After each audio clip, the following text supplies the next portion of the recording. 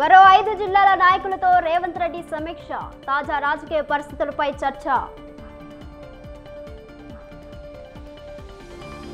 మేడిగడ్డపై vigilance విచారణకు సర్కార్ ఆదేశం. జలసౌధలోని ఇరిగేషన్ కార్యాలయంలో విజిలెన్స్ తనిఖీలు. అభయహస్తం 2 నోడల్ అధికారులతో వేటు. నిర్లక్ష్యం వహిస్తే చర్యలు తప్పవన్న రోనాల్డ్ రోజ్.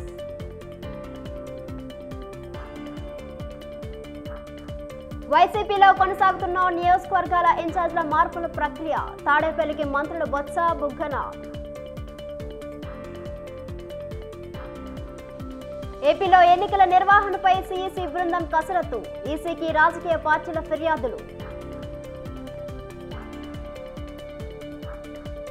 ఏపీలో కొనసాగుతున్న అంగన్వాడీల ఆందోళనలు. తమ సమస్యలు పరిష్కరించాలని డిమాండ్.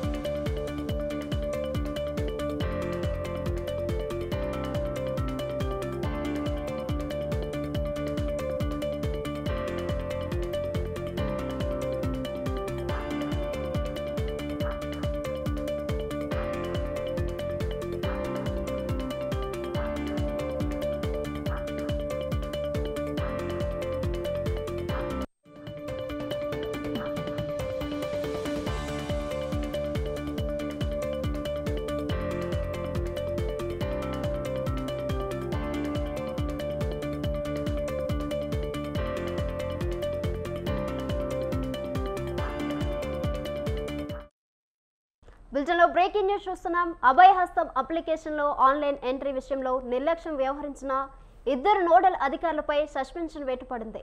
కుత్బుల్లాపూర్, హయత్ నగర్ నోడల్ అధికారులను సస్పెండ్ చేస్తూ జీహెచ్ఎంసీ కమిషనర్ రోనాల్డ్ రోజ్ ఉత్తర్వులు జారీ చేశారు. ప్రజలు ప్రభుత్వంపై ఉన్న నమ్మకంతో అర్జీలు పెట్టుకుంటే వాటిని జాగ్రత్తగా అప్లోడ్ చేయాలని రోనాల్డ్ రోజ్ సూచించారు. అభయహస్తం అప్లికేషన్ విషయంలో ఎవరు నిర్లక్ష్యం వ్యవహరించినా చర్యలు తప్పవని ప్రజాపాలన టీం లీడర్స్ కు రోనాల్డ్ హెచ్చరించారు.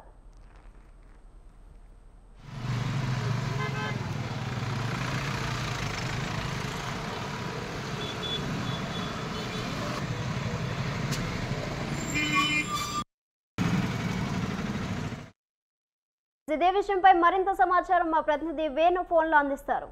వేణు,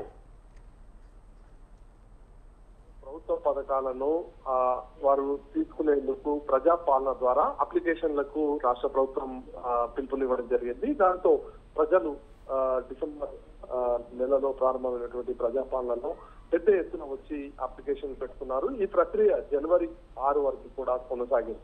అయితే అనంతరం 17వ తేదీ లోపు ప్రభుత్వం డేటా ఎంట్రీ పూర్తి చేయాలని చెప్పి కూడా ఇటు చెప్పడం జరిగింది.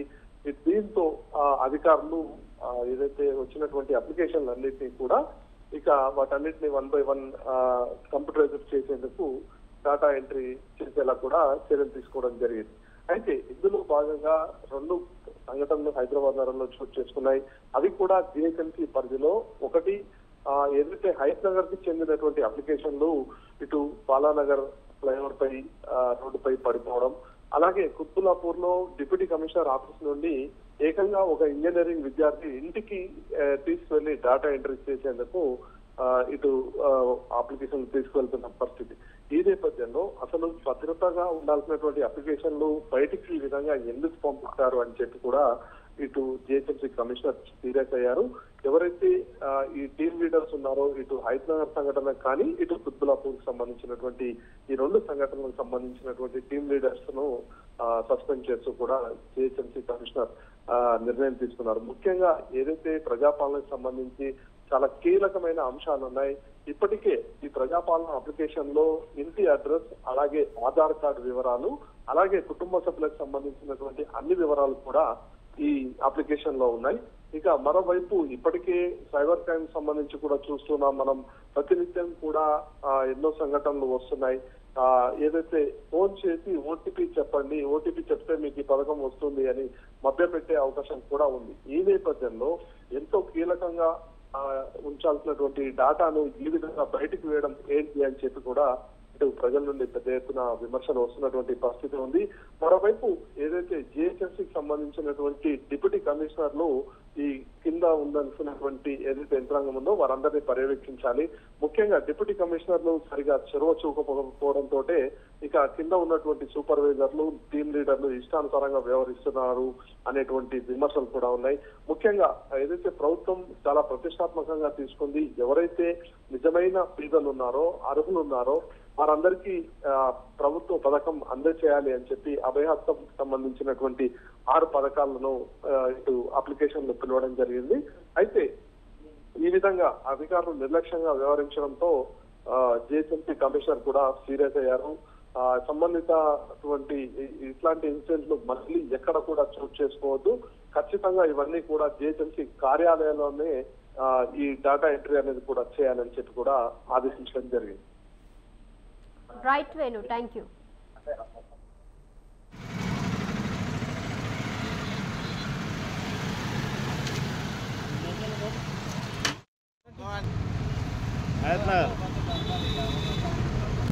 ఏమరా బాబు నువ్వు ఇట్లయితే ఎట్లా పాపం వీళ్ళెవరు? अरे तो वो पूरा हयतनगर का एप्लीकेशन है रे मुन्ना నువ్వు వాడు ఏ నుండి తీసుకొచ్చి పికప్ కియా లొకేషన్ బిజానా నువ్వు ఏడికెళ్ళి చేస్తున్నావా మియాపూర్ నుంచి చేస్తున్నావా కుక్కడపల్లి నుంచి చేస్తున్నావా ముసాపేట నుంచి చేస్తున్నావా అది అడుగుతున్నా ले ले अच्छा जमा रे जमा तक बना रे हां దానికి బల్దాం కదా నువ్వు విషయాలు అంటావు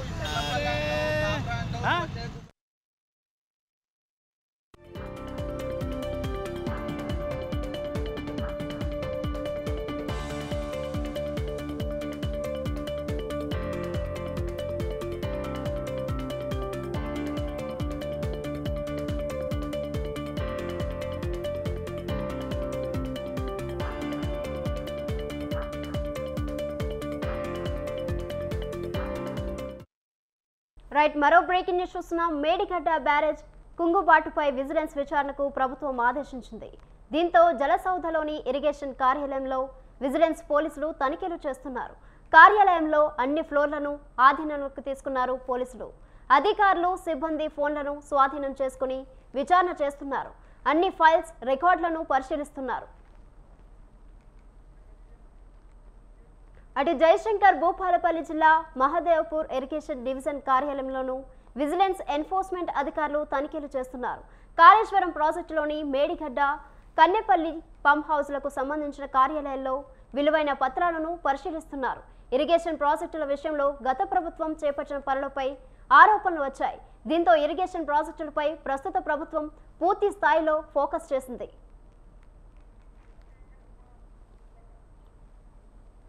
దీనిపై మరింత సమాచారం మా ప్రతినిధి సుధాకర్ ఫోన్లో అందిస్తారు. సుధాకర్.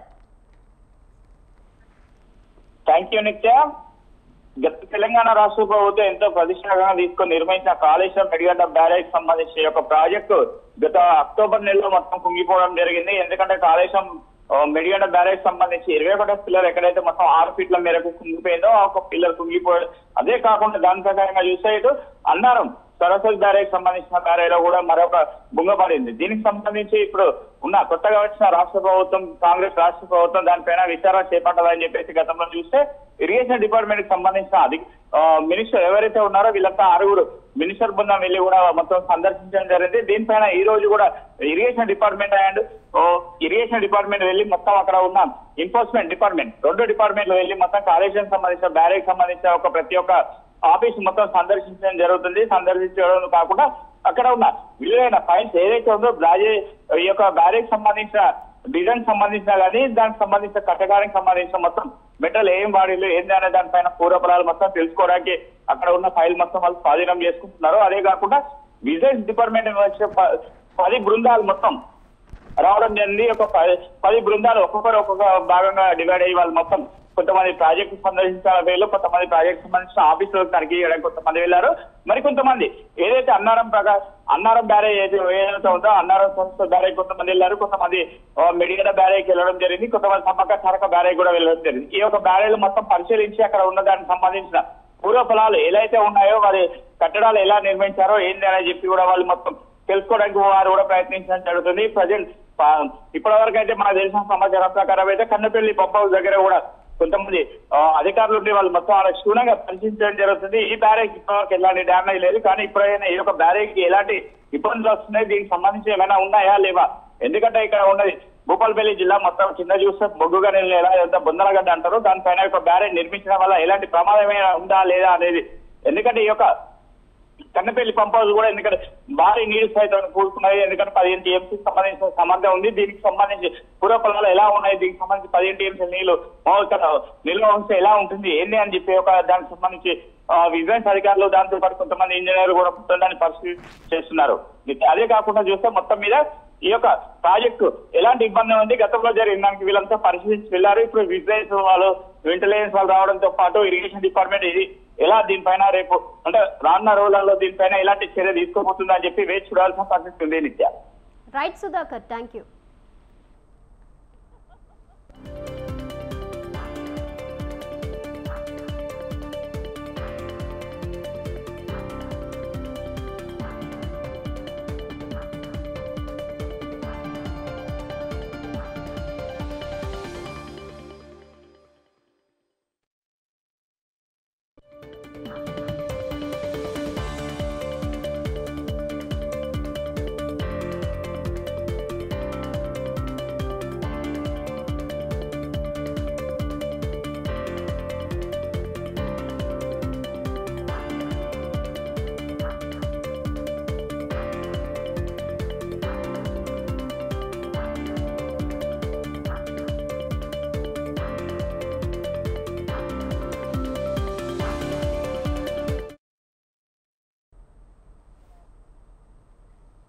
రైట్, మరో బ్రేకింగ్ న్యూస్ చూస్తున్నాం. ప్రగతి భవన్ దగ్గర కారు ప్రమాదం కేసులో బీఆర్ఎస్ మాజీ ఎమ్మెల్యే షకీల్ కొడుకు సోహెల్ను అరెస్ట్ చేయొద్దని హైకోర్టు ఆదేశించింది. ఈ నెల 17న పోలీసుల ముందు హాజరు కావాలని ఆదేశించింది. కారు ప్రమాదం కేసులో సోహెల్ వేసిన క్వాష్ పిటిషన్పై విచారించిన హైకోర్టు ఈ మేరకు ఆదేశాలు జారీ చేసింది. తదుపరి విచారణ ఈ నెల 24కు వాయిదా వేసింది.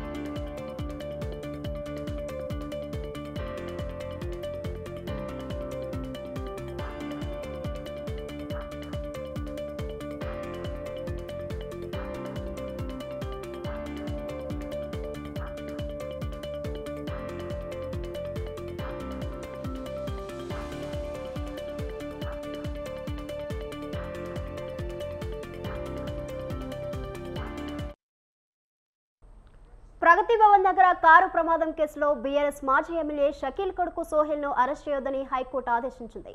ఈ నెల 17న పోలీసుల ముందు హాజరు కావాలని ఆదేశించింది. కారు ప్రమాదం కేసులో సోహెల్ వేసిన క్వాష్ పిటిషన్పై విచారించిన హైకోర్టు ఈ మేరకు ఆదేశాలు జారీ చేసింది. తదుపరి విచారణ ఈ నెల 24కు వాయిదా వేసింది.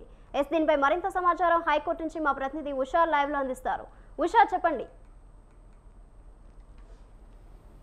నిత్య బోధన్ మాజీ ఎమ్మెల్యే షకీల్ కుమారుడు సాహిల్కు హైకోర్టులో భారీ ఊరట లభించిందని తెలుస్తోంది. ప్రస్తుతం చూసుకున్నట్టయితే సాహిల్ తన న్యాయవాదులతో ఇప్పటికే హైకోర్టులో క్వాష్ పిటిషన్ వేసుకున్నారు. ఈ క్వాష్ పిటిషన్కి సంబంధించి ఉదయం నుంచి కూడా సుదీర్ఘంగా వాదనలు విన్నటువంటి న్యాయస్థానం మొత్తం మీద సాహిల్ను 17వ తారీఖున పంజగుట్ట పోలీసుల ఎదుట హాజరు కావాల్సిందిగా స్పష్టమైన ఆదేశాలను అయితే జారీ చేసింది. అలాగే 24వ తారీఖున ఏదైతే ఇన్వెస్టిగేషన్కి సంబంధించి 17 17వ తారీఖున హాజరవ్వాల్సిందిగా ఇప్పటికే ఆదేశించింది. అలాగే తదుపరి విచారణను ఈ నెల 24వ తారీఖు వాయిదా వేసింది. ప్రస్తుతం చూసుకున్నట్టయితే ఏదైతే గత ఏడాది డిసెంబర్ 22వ తారీఖున తప్పతాగి ఏదైతే బారికేడ్స్ ప్రజాభవన్ ఎదురుగా ఉన్నటువంటి బారికేడ్స్ని ధ్వంసం చేశారు అన్న కోణంలోనే ఇతని మీద కేసు నమోదైంది. సాహిల్కి సంబంధించి అక్కడ సహకరించినటువంటి వ్యక్తులు ఎవరైతే ఉన్నారో ఏదైతే పోలీస్ డిపార్ట్మెంట్కి సంబంధించిన సిఐ దుర్గారావు దగ్గర నుంచి ప్రతి ఒక్కరిని కూడా ఎస్ఐ వీళ్ళందరినీ కూడా ట్రాన్స్ఫర్లు చేశారు. ప్రస్తుతం ఈ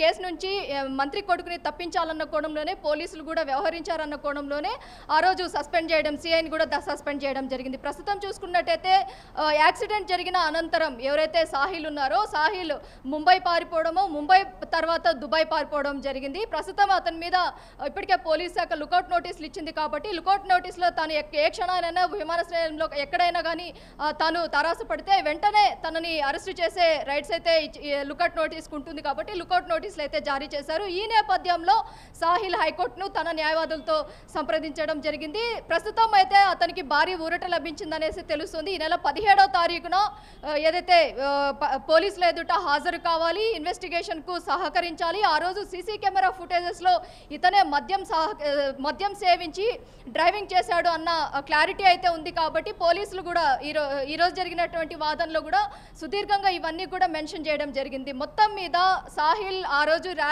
మద్యం సేవించి ర్యాష్ డ్రైవింగ్ చేసి బారికేడ్స్లను ధ్వంసం చేసిన కేసులో అయితే పలు కేసులు ఏదైతే అదనంగా పలు కేసులు కూడా పోలీసులు యాడ్ చేయడం జరిగింది. ప్రస్తుతం లుకౌట్ నోటీసులో భాగంగానే తాను హైకోర్టు సంప్రదించినట్టుగా తెలుస్తోంది. Abitha. Right Usha, thank you. నిత్య.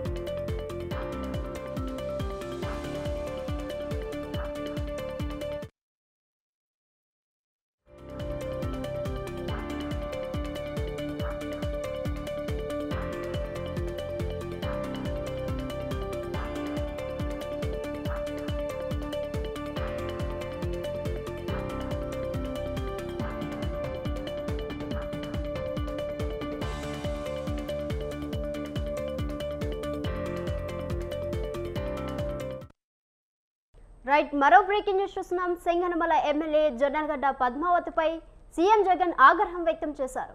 ఫేస్బుక్ లైవ్లో ఆమె మాట్లాడిన వీడియో సోషల్ మీడియాలో వైరల్ అయిన నేపథ్యంలో ఆయన వివరణ కోరారు. దీంతో ముఖ్యమంత్రి కార్యాలయం నుంచి పద్మావతికి పిలుపొచ్చింది. వెంటనే తాడేపల్లి రావాలని సీఎంఓ అధికారులు సూచించారు. దీంతో ఆమె అమరావతికి చేరుకున్నారు. రాష్ట్ర ప్రభుత్వ సలహాదారు సజ్జల రామకృష్ణారెడ్డితో కలిసి సీఎం జగన్ను కలవనున్నారు.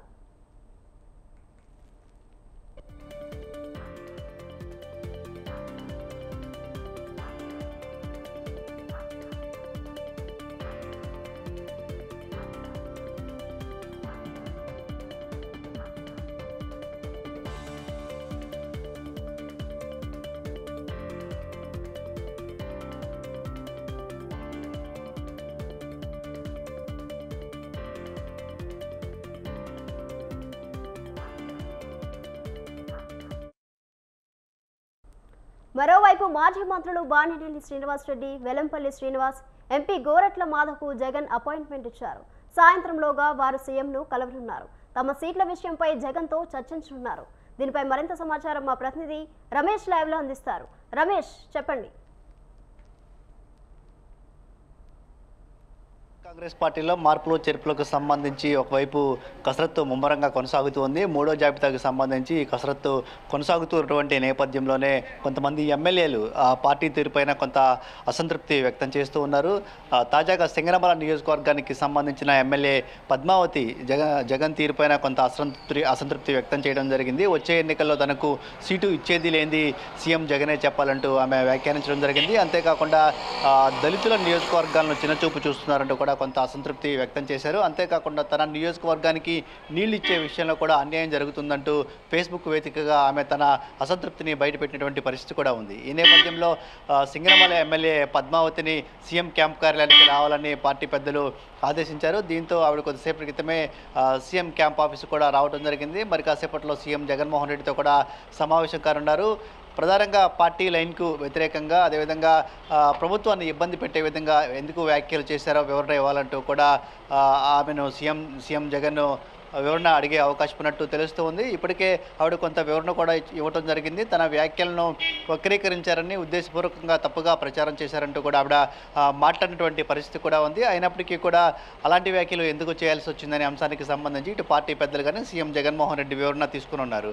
వచ్చే ఎన్నికల్లో సింగనమల నియోజకవర్గానికి సంబంధించి సిట్టింగ్ ఎమ్మెల్యేగా ఉన్న పద్మావతి కాకుండా మరొకరికి టికెట్ ఇచ్చే అవకాశం ఉందని ప్రచారం జరుగుతున్నటువంటి నేపథ్యంలోనే పద్మావతి తన అసంతృప్తిని ఈ రూపంలో బయటపెట్టారనే ప్రచారం అయితే పార్టీ వర్గాల్లో జరుగుతుంది. ఇదిలా ఉంటే తాజాగా మాజీ మంత్రి బాలినేని శ్రీనివాసరెడ్డి అదేవిధంగా మాజీ మంత్రి వెల్లంపల్లి శ్రీనివాస్ కూడా సీఎం క్యాంప్ కార్యాలయానికి రావడం జరిగింది. వీరిద్దరూ కూడా ఈరోజు సీఎం జగన్తో సమావేశం కానున్నారు. ప్రధానంగా బాలినేని శ్రీనివాసరెడ్డి ప్రకాశం జిల్లాకు సంబంధించినటువంటి రాజకీయాలపైన చర్చించే అవకాశం ఉంది. ఒంగోలు ఎంపీ స్థానానికి సంబంధించి ప్రధానంగా చర్చ జరగనున్నట్లు తెలుస్తోంది.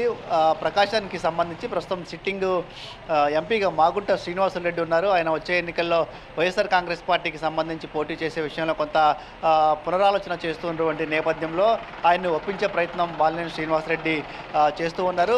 మాగుంట శ్రీనివాసరెడ్డి తెలుగుదేశం పార్టీ వైపు వెళ్లే అవకాశం ఉందని కూడా ప్రచారం జరుగుతున్నటువంటి నేపథ్యంలో మాగుంట శ్రీనివాసులను వైఎస్ఆర్ కాంగ్రెస్ పార్టీలోనే కొనసాగించడంతో పాటు ఎంపీగా పోటీ చేయించే అంశానికి సంబంధించి చర్చ జరిగింది. ఇదే అంశాన్ని సీఎం జగన్మోహన్ రెడ్డి దృష్టికి కూడా బాలినేని శ్రీనివాసరెడ్డి తీసుకురానున్నారు. వీటితో పాటు గిద్దలూరు నియోజకవర్గం అదేవిధంగా దర్శి నియోజకవర్గంతో పాటు మార్కాపురం నియోజకవర్గంలో కూడా మార్పులు చేర్పులు ఉంటాయని తెలుస్తూ ఉంది. ఈ 3 నియోజకవర్గాలకు సంబంధించినటువంటి ఎమ్మెల్యేలతో గతంలోనే సీఎం జగన్మోహన్ రెడ్డి చర్చించారు కాబట్టి ఈ 3 నియోజకవర్గాలకు కూడా సమన్వయకర్తలను ఖరారు చేసే అంశంపైన కూడా ఈరోజు చర్చ జరగనున్నట్లు తెలుస్తుంది. ఇక మాజీ మంత్రి వెల్లంపల్లి శ్రీనివాసరావుని విజయవాడ వెస్ట్ నుంచి విజయవాడ సెంట్రల్ నియోజకవర్గానికి పంపించడం జరిగింది. సెంట్రల్ నియోజకవర్గ ఇన్ఛార్జి బాధ్యతలు వెల్లంపల్లి శ్రీనివాసరావుకి వైఎస్ఆర్ కాంగ్రెస్ పార్టీ అప్పచెప్పింది. అయితే మల్లాది విష్ణు సిట్టింగ్ ఎమ్మెల్యే ఉన్న మల్లాది విష్ణు వెల్లంపల్లితో కలిసి పనిచేసేందుకు సిద్ధంగా లేరు. వచ్చే ఎన్నికల్లో ఇద్దరు కలిసి పనిచేయాలని సీఎం జగన్మోహన్ రెడ్డి కానీ వైసీపీ పెద్దలు చెప్తూ ఉన్నప్పటికీ కూడా వెల్లంపల్లితో కలిసి పనిచేసేందుకు సిట్టింగ్ ఎమ్మెల్యే మల్లాది విష్ణు ఆసక్తి చూపించడం లేదు. దీంతో సెంట్రల్ సీటు విషయానికి సంబంధించి మరోసారి వైఎస్ఆర్ కాంగ్రెస్ పార్టీ అధిష్టానం పునరాలోచనలో పడినట్టు తెలుస్తూ ఉంది. ఈ నేపథ్యంలోనే మాజీ మంత్రి వెల్లంపల్లి శ్రీనివాసరావును కూడా సీఎం క్యాంప్ కార్యాలయానికి రావాలని పిలిచినట్టు తెలుస్తుంది. మరోవైపు వెల్లంపల్లి కూడా మల్లాది విష్ణు సహకారం లేకుండా వచ్చే ఎన్నికల్లో సెంట్రల్లో గెలవడం సాధ్యం కాదు కాబట్టి ఈ విషయంలో పార్టీ పెద్దలు కూడా మల్లాది విష్ణుతో మాట్లాడే ప్రయత్నం చేయాలని కూడా పార్టీ పెద్దలు కోరుతూ ఉన్నారు. ఈ అంశానికి సంబంధించి కూడా ఈరోజు చర్చ జరగనుంది.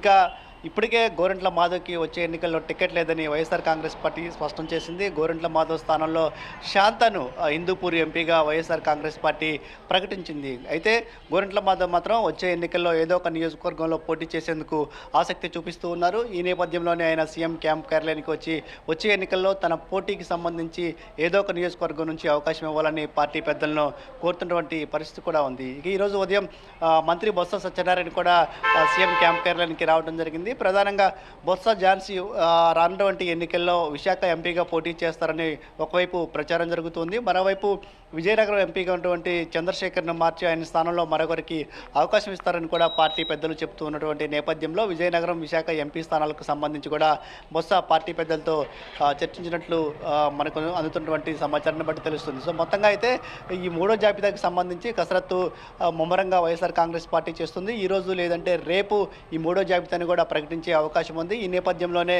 ఎవరికైతే ఎమ్మెల్యేలకు టికెట్లు రావో వారందరినీ పిలిపించి మాట్లాడడంతో పాటు భవిష్యత్తులో వారికి ఏ విధంగా పార్టీ నుంచి కానీ ప్రభుత్వం నుంచి కానీ సాయం చేస్తాము, పదవులు ఇస్తామనే అంశానికి సంబంధించి నచ్చచెప్పే ప్రయత్నం అయితే చేస్తూ ఉంది. ప్రధానంగా చిత్తూరు జిల్లాకు సంబంధించి చిత్తూరు ఎమ్మెల్యేకి ఆర్ఎన్ శ్రీనివాస్కు వచ్చే ఎన్నికల్లో టికెట్ లేదని ఇప్పటికే చాలా స్పష్టంగా పార్టీ పెద్దలు చెప్తూ ఉన్నప్పటికీ ఆయన మాత్రం తన వంతు ప్రయత్నాలు చేస్తూ ఉన్నారు. ఈ నేపథ్యంలోనే ఆయనకు రాజ్యసభ హామీ లభించిందనే ప్రచారం కూడా వైసీపీ వర్గాలు చేస్తూ ఉన్నాయి. వచ్చే రాజ్యసభ ఎన్నికల్లో ఆయన రాయలసీమ నుంచి రాజ్యసభ సభ్యునిగా పంపించే అవకాశం ఉందని కూడా పార్టీ వర్గాలు అయితే అభిప్రాయపడుతున్నాయి. కానీ దీనికి సంబంధించి ఇంకా స్పష్టత రావాల్సి ఉంది.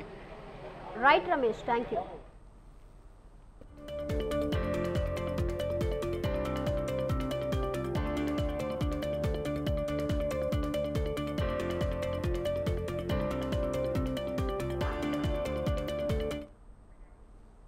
ప్రజాదరణ లేని ఎమ్మెల్యేలకు టికెట్లు ఇచ్చేది లేదని సీఎం జగన్ ఎప్పుడో చెప్పారని అన్నారు మంత్రి జోగి రమేష్. ఎమ్మెల్యే అభ్యర్థుల మార్పులు చేర్పులు తమ పార్టీ వ్యవహారమని, చంద్రబాబు అవసరమైన విషయమని అన్నారు. నచ్చిన వాళ్ళు పార్టీలో ఉంటారు, నచ్చని వాళ్ళు వెళ్ళిపోతారని అంటున్న జోగి రమేష్తో మా విజయవాడ ప్రతినిధి Ramesh face to face. Congress party MLA అభ్యర్థుల మార్పులు చేర్పుల జాబితాకి సంబంధించి ఒకవైపు కసరత్తు జరుగుతోంది. మరోవైపు దీనిపైన చంద్రబాబు కూడా కొన్ని విమర్శలు చేస్తూ ఉన్నారు. ఒక దగ్గర చెత్త అయిన వాళ్ళు వేరే దగ్గర బంగారం అవుతారంటూ ఆయన ప్రశ్నిస్తున్న పరిస్థితి కూడా ఉంది. ఇక దీనికి సంబంధించి మనతో మాట్లాడడానికి మంత్రి జోగి రమేష్ గారు ఉన్నారు. సార్, వైఎస్ఆర్ కాంగ్రెస్ పార్టీలో ఎమ్మెల్యే అభ్యర్థుల మార్పులు చేర్పులకు సంబంధించి జరుగుతున్న కసరత్తు పైన చంద్రబాబు విమర్శలు చేస్తూ ఉన్నారు. ఒక నియోజకవర్గంలో చెత్త అయిన వ్యక్తులు రెండో నియోజకవర్గానికి పోతే బంగారం అవుతారని ఆయన ప్రశ్నిస్తూ ఉన్నారు. ఎట్లా చూస్తారు చంద్రబాబు కామెంట్స్? ఇది టోటల్గా అయితే మా పార్టీ వ్యవహారం. చెత్త అవుతారా, తుప్పు అవుతారా, నిప్పు అవుతారా, గోల్డ్ అవుతారా అనేది ఎన్నికల తర్వాత చూస్తాడు చంద్రబాబు నాయుడు. మా పార్టీ అంతర్గత వ్యవహారం, మేము సీట్లు ఎవరికి ఇచ్చుకోవాలి మా లీడర్ జగన్మోహన్ రెడ్డి గారే. ఈ క్రమంలో మార్పు చేర్పులు జరుగుతూ ఉంటాయి. అసలు చంద్రబాబు నాయుడు ఏ నియోజకవర్గానికి వెళ్ళాడు, ఇది కూడా చంద్రబాబు నాయుడు ఆలోచన చేసుకోవాలా. ఇంతకుముందు ఏ నియోజకవర్గంలో చంద్రబాబు నాయుడు పోటీ చేశాడు, ఇప్పుడు ఏ నియోజకవర్గం, ఇవన్నీ కూడా రాజకీయ ప్రక్రియలో భాగం. ఇవన్నీ సొలు మాటలు గడిపెట్టమని చెప్పి చంద్రబాబు నాయుడు చెప్తాం. అంటే మీ పార్టీకి సంబంధించి జరుగుతున్నటువంటి మార్పులు చేర్పులు కావచ్చు, అంతర్గత వ్యవహారం కావచ్చు, కానీ దీనిపైన కొంతమంది ఎమ్మెల్యేలు కొంత అసంతృప్తిగా ఉన్నారని ఒక ప్రచారం జరుగుతుంది. ప్రధానంగా పార్థసారథి వ్యవహారం కూడా మీ జిల్లాకు సంబంధించిన వ్యవహారం, అంతరం కూడా కొంత అసంతృప్తిగా ఉన్న ప్రచారం జరుగుతుంది. దీనికి సంబంధించి ఏమంటారు? మేము ఒకటే చెప్తా ఉన్నాం, సారథాన గురించి నాకు తెలియదు, కానీ జనరల్గా సంవత్సరాల క్రితం గడప గడపకి మా లీడర్ మమ్మల్ని అందరూ కూడా వెళ్ళమన్నాడు. ప్రభుత్వ కార్యక్రమాలు ప్రజల దగ్గర తీసుకెళ్లే క్రమంలో వాళ్ళతో భాగస్వామ్యం అన్నాడు. ఇంకా ఏదన్నా వాళ్ళకి ఇంకా మంచి చెడు కావాలంటే ఆ గ్రామానికి సంబంధించి, ఆ గడపకు సంబంధించి ఏదన్నా మిగిలిపోయినది ఉంటే చేయమని చెప్పావు. నేను ఆ రోజే చెప్పాను. ఆ రోజు గడప మీటింగ్లు అయిపోయిన తర్వాత బయటకు వచ్చి కూడా చెప్తూ ఉండేవాడు.